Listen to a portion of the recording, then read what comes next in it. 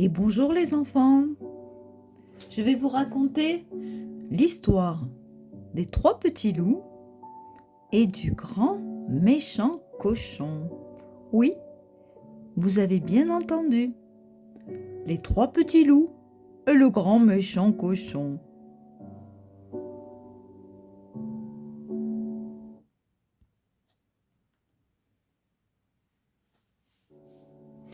Il était une fois 3 petits loups, tout doux et câlins comme tout.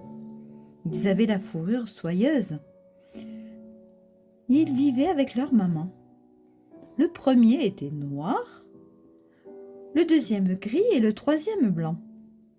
Un jour, la maman appela ses 3 petits loups et leur dit : « Mes petits loups, vous êtes grands. Il faut partir découvrir le vaste monde. Il faut vous construire une maison bien à vous. Mais surtout, méfiez-vous du grand méchant cochon. » « Ne t'inquiète pas, maman, nous allons faire très attention, » répondirent les 3 petits loups. Et ils partirent. En chemin, ils rencontrèrent bientôt une maman kangourou qui poussait une brouette remplie de briques rouges et jaunes. « S'il vous plaît, vous voulez bien nous donner quelques-unes de vos briques ?» lui demandèrent les 3 petits loups. « Mais bien sûr, » répondit la maman kangourou, et elle leur donna un tas de briques rouges et jaunes. C'est ainsi que les 3 petits loups se construisirent une maison en briques.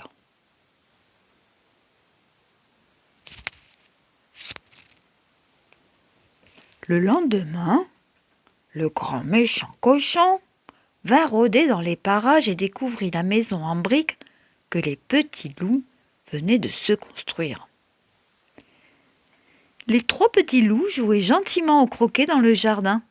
Quand ils aperçurent le grand méchant cochon, ils coururent s'enfermer dans la maison. Le cochon frappa à la porte et grogna : « Petit loup, laissez-moi entrer. » « Non, non et non, » dirent les 3 petits loups. « Par les poils de notre Barbiche, Barbichette et Barbichou, tu n'entreras pas chez nous. Pas pour toutes les feuilles de thé de notre plus belle théière de Chine. Puisque c'est ça, je vais souffler, je vais pouffer, je vais pousser 1000 bouffées et je démolirai votre maison, » dit le cochon. Et il souffla, poussa, pouffa, 1000 bouffées, et même plus que ça. Mais la maison ne bougea pas. Hélas, le cochon ne s'appelait pas grand méchant cochon pour des prunes. Il alla chercher sa massue et cogna sur la maison jusqu'à ce qu'elle tombe par terre. Les 3 petits loups réussirent à s'enfuir avant que les briques ne leur dégringolent dessus.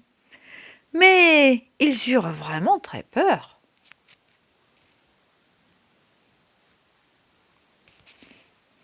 « Il va falloir qu'on construise une maison bien plus solide, » dirent-ils. Au même moment, ils virent un castor qui préparait du béton dans une bétonnière. « S'il vous plaît, vous voulez bien nous donner un peu de votre béton ?» lui demandèrent les 3 petits loups. « Bien sûr, » répondit le castor, et il leur donna des seaux, pleins à ras-bord de beau béton, bien gris et bien épais. C'est ainsi que les 3 loups se construisirent une maison en béton. À peine avait-il fini que le grand méchant cochon revint rôder dans le secteur et espionna les petits loups qui jouaient gentiment au volant. C'est ça le volant. C'est comme des raquettes. C'est pas une balle, ça s'appelle un volant. Et quand ils virent le grand méchant cochon, ils coururent dans la maison et fermèrent solidement la porte. Le cochon sonna et grogna. « Petit loup poltron, laissez-moi entrer, voyons. »« Non, non et non, » dirent les 3 petits loups. « Par les poils de notre Barbiche, Barbichette et Barbichou, tu n'entreras pas chez nous. Pas pour toutes les feuilles de thé de notre plus belle théière de Chine. » Puisque c'est ça, je vais souffler. Pouffez, poussez 1000 bouffées et je démolirai votre maison, dit le cochon. Et il souffla, pouffa, poussa 1000 bouffées, et même plus que ça. Mais la maison ne bougea pas. Hélas, le cochon ne s'appelait pas grand méchant cochon pour des prunes. Il courut chercher son marteau-piqueur et détruisit la maison. Les petits loups réussirent à s'échapper à temps.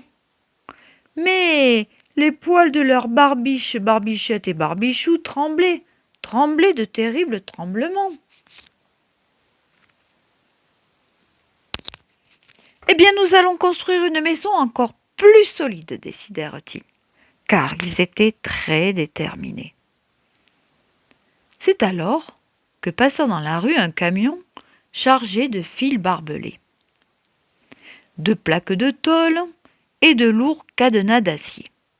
« S'il vous plaît, vous voulez bien nous donner un peu de fil barbelé, des barres de fer, des plaques de tôle et quelques lourds cadenas d'acier ?»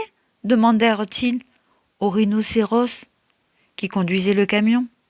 « Sans problème, répondit le rhinocéros, qui leur donna tout plein de fils barbelés, de barres de fer, de plaques de tôle et de lourds cadenas d'acier.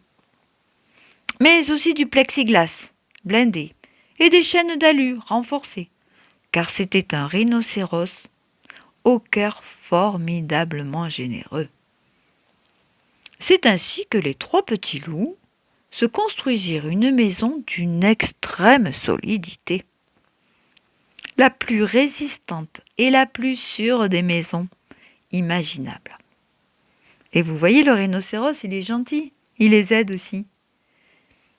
Dès qu'ils furent dedans, ils se sentirent enfin soulagés et en parfaite sécurité. Le lendemain, comme d'habitude, le grand méchant cochon revint rôder dans le coin. Les petits loups jouaient gentiment à la marelle dans le jardin. Quand ils virent le grand méchant cochon approcher, ils coururent se réfugier dans la maison, barricadèrent la porte et verrouillèrent les 67 cadenas. Le cochon appuya sur le bouton du vidéo-interphone et dit « Petit loup poltron, tremblotant du menton, laissez-moi entrer, voyons. »« Non, non et non, répondirent les petits loups. Par les poils de notre barbiche, Barbichette et Barbichou, tu n'entreras pas chez nous. Pas pour toutes les feuilles de thé de notre plus belle théière de Chine. Puisque c'est ça, je vais souffler, pouffer, pousser 1000 bouffées et je démolirai votre maison, dit le cochon. Et il souffla, pouffa, poussa 1000 bouffées et même plus que ça, mais la maison ne bougea pas. Hélas, le cochon ne s'appelait pas grand méchant cochon pour des prunes. Il alla chercher de la dynamite. Ça, c'est un explosif, la dynamite, c'est ça. Et la plaça le long de la maison. Ça, la dynamite, je ne sais pas où c'est qu'il a trouvé ça, lui. Il alluma la mèche et poum, la maison explosa.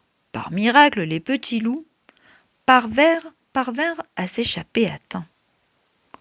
Ils s'y brûlèrent simplement le bout de la queue.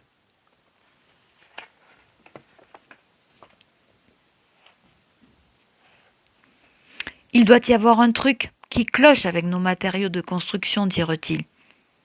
Il faut qu'on essaie autre chose. Mais quoi ? À cet instant précis, ils aperçurent un flamant rose qui marchait vers eux en poussant une brouette pleine de fleurs. « S'il vous plaît, vous voulez bien nous donner des fleurs ?» lui demandèrent les petits loups. « Avec plaisir, dit le flamant rose, et il leur donna des brassées de fleurs. C'est ainsi que nos trois petits loups se construisirent une maison en fleurs. C'est beau, toutes ces fleurs. Magnifique. Ça, je pense que c'est des tournesols, Peut-être des roses, on va voir. C'est très joli cette maison. Ah oui, alors, l'un des murs était en œillet, un autre en jonquille, un troisième en rose. Et regardez, dans la baignoire, il y a des nénuphars et des boutons d'or dans le frigo. C'est une maison assez fragile, qui frémit à chaque saute de vent. Mais c'était vraiment une belle maison. Le lendemain, le grand méchant cochon revint rôder dans les environs. Et il vit la maison en fleurs que les petits loups venaient de construire. Il fit teinter la violette sonnette et dit : « Petit loup poltron, tremblotant du menton et roussi de la queue, laissez-moi entrer à la fin. » Non, non et non, dirent les trois petits loups. Par les poils de notre Barbiche, Barbichette et Barbichou, tu n'entreras pas chez nous. Pas pour toutes les feuilles de thé de notre plus belle théière de Chine. Puisque c'est ça, je vais souffler, pouffer, pousser mille bouffées, et je démolirai votre maison, dit le cochon. Mais tandis qu'il prenait une grande inspiration, prêt à souffler et à pouffer, il sentit le délicieux parfum des fleurs. Et comme cette odeur lui coupa le souffle, il dut inspirer encore une fois, puis encore une fois. Au lieu de souffler et de pouffer, il inspira, il inspira. Il inspira si profondément que la délicieuse odeur finit par l'emplir entièrement. Son cœur déborda de tendresse, et il comprit à quel point il avait été horrible jusque-là. Autrement dit, il se transforma en grand gentil cochon. D'ailleurs, il se mit à chanter une chanson et à danser la tarentelle. Ne me demandez pas ce que c'est cette danse, je ne la connais pas. C'est une très vieille danse, la tarentelle. Au début, les trois petits loups l'observèrent avec méfiance. Ils pensaient que c'était un piège. Mais ils réalisèrent bientôt que le cochon avait réellement changé. Alors ils sortirent en courant de la maison, se présentèrent et commencèrent à jouer avec lui. Ils jouèrent d'abord au cochon pendu, puis à... C'était pas à loup yétu, c'était à cochon yétu. Et quand ils furent tous fatigués, ils l'invitèrent dans leur maison. Ils lui offrirent du thé de Chine, des fraises, des loupandises.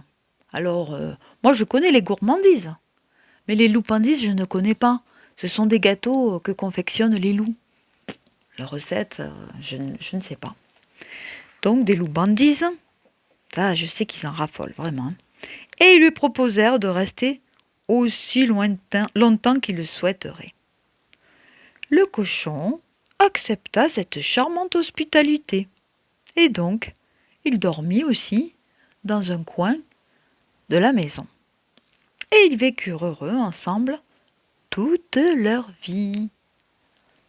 Elle est marrante cette histoire, vous ne trouvez pas ? Gros bisous.